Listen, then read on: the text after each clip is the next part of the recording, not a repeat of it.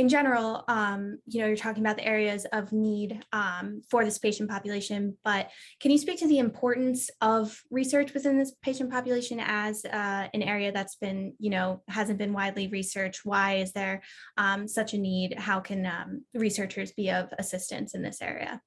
Yeah, so the good news is that the National Institutes of Health back in 2015 established the Sexual and Gender Minority Research Office. So they have made research in this area a priority. It doesn't have its own institute, so it doesn't have its own money, but they're kind of coordinating, you know, sort of advertising of resources through other institutes and trying to make applications that focus on this area of research have higher priority in other institutes. Um, I think given the stuff I talked about, where transgender individuals want to know more about the effects of, gender affirming hormone therapy, which is relatively new, especially in the US, on their own health, putting some more study into this understudied population is important. I think it's important to understand that transgender individuals have been stigmatized. So even their clinical interaction, with the medical profession has been somewhat limited by that. It's been disincentivized.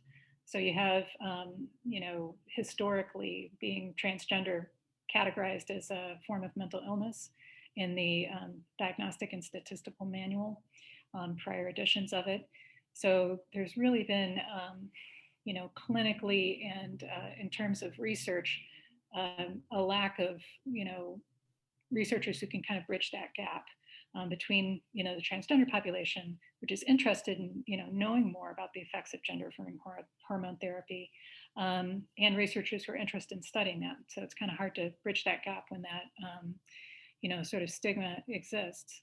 So I think that the importance of the research is twofold. One, it's a intrinsically important population to study for the reasons that I just outlined. But I think it also is an area of study that can teach us a lot about the effect of hormones on everybody's brain, not just transgender individuals. So I think it's important for both those reasons.